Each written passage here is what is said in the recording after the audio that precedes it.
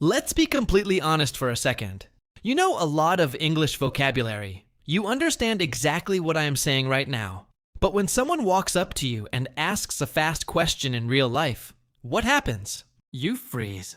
Your brain starts doing double the work. You hear the English, translate it to your mother tongue, figure out your answer, and then try to translate it back to English.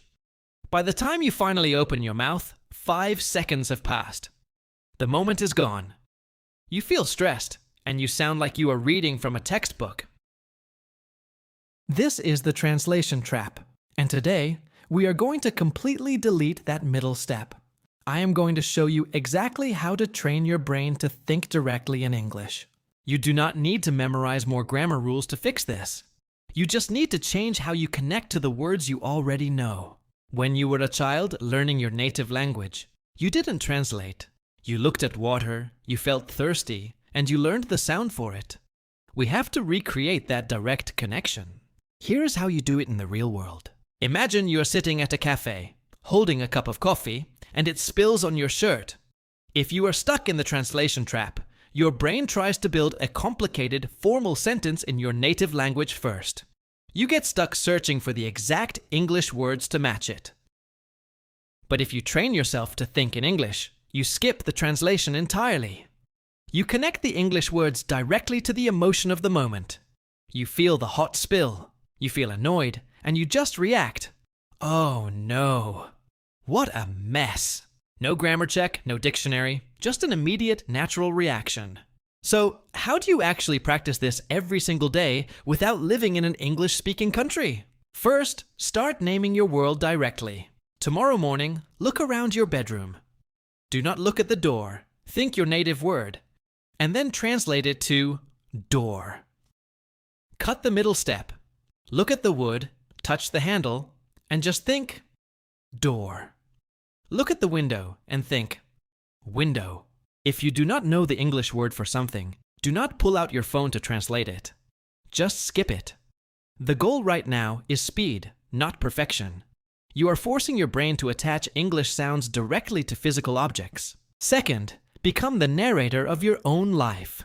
When you are alone, start talking to yourself about what you are doing. When you are making breakfast, tell yourself the story out loud. I am pouring the milk. The pan is hot. I need a spoon. When you are driving to work, look at the sky and say, "It looks like rain today." It sounds incredibly simple, but you are doing something massive. You are building a direct highway between your eyes, your actions, and the English language. You are learning how to bypass your mother tongue completely. Real fluency is not about using huge, complicated words. It is about speed and connection. If you do this for just 5 minutes every day, naming what you see, describing what you do, you will notice a massive change. The next time someone asks you a fast question, the English won't come from a translated dictionary in your head. It will just come naturally from you. Now that you are naming objects and narrating your daily routines, let's talk about what happens when you actually face another human being. This is where most learners fall into what I call the perfection trap. When you speak your mother tongue, you are an expert. You use long, beautiful sentences. You use advanced vocabulary. The problem happens when you try to take those exact same complicated thoughts and translate them directly into English. Your brain simply cannot process the grammar rules and the vocabulary fast enough, so you freeze. To think in English naturally, you have to learn how to simplify your thoughts before you speak. You have to accept that your spoken English might be simpler than your native thoughts, and that is perfectly okay. The goal of spoken English is connection, not perfection. Let's look at a real-world example. Imagine you are at a restaurant and you need the waiter to bring you the menu again. Your native brain might create a highly polite, complex thought like, "I would highly appreciate it if you could provide me with the menu one more time so I can review the desserts." If you try to translate that massive sentence word for word, you will get stuck on the grammar. You will hesitate. The waiter will look confused. Instead, shrink the thought. Find the core message. What do you actually need? You need the menu. Drop the search for the perfect complex words. Look at the waiter, smile, and just say, "Could I see the menu again, please?" Or even simpler, "Menu, please." You communicated exactly what you needed without the stress. Fluency is not about knowing every single advanced word in the dictionary. True fluency is the ability to keep the conversation moving using the tools you already have in your mind. The next time you are in a conversation and you feel your brain starting to freeze, take a deep breath. Ask yourself, what is my main point? Say that simple point first. You can always add more details later. Short, punchy sentences are easier to think, easier to say, and much easier for the listener to understand. But to truly rewire your brain for this kind of speed, you need to feed it the right material. How do you force yourself to think in English when you live in a place where no one speaks it? That brings us to the final piece of the puzzle. How do you surround yourself with English when you live in a place where no one speaks it? A lot of people think they need to buy a plane ticket to London or New York to become fluent. That is a complete myth. In today's world, immersion is not about where you live. It is about what you look at and listen to every single day. You have to build an English bubble inside your own home. The first step is the easiest, but it forces your brain to adapt immediately. Change the language on your phone and your computer to English. Do it right after this video. You look at your phone 50 times a day. You shouldn't be reading your native language every time you do.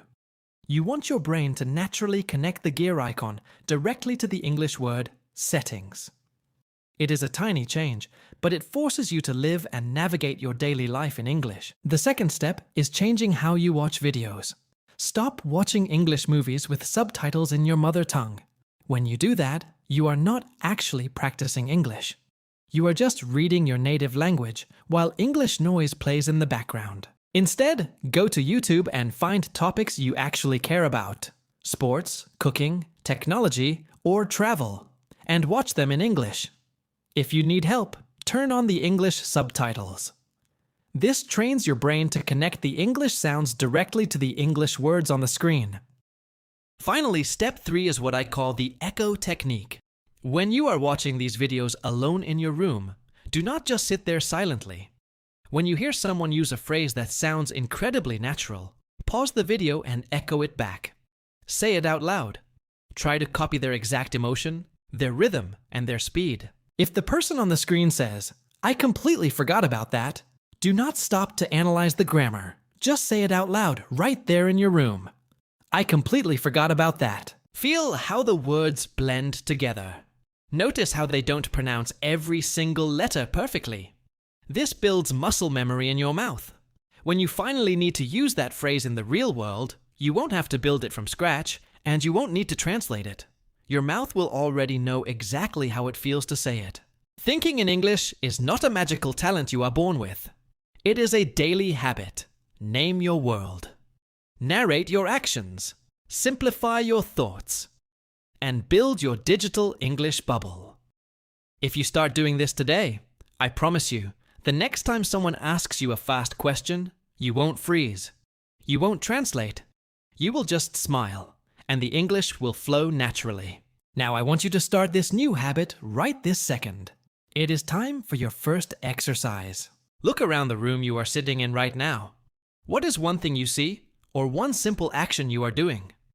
Go down to the comments and write one short, direct sentence in English. Do not overthink it. Do not check a dictionary. Just look, think, and write. I am going to read through them and reply to as many as I can. If you are tired of rigid textbook rules and you want to learn how to speak with real, natural fluency, make sure you hit that subscribe button. Here at English Tone, we are all about making your spoken English the absolute best it can be. Start thinking in English today. Thank you so much for watching, and I will see you in the next video.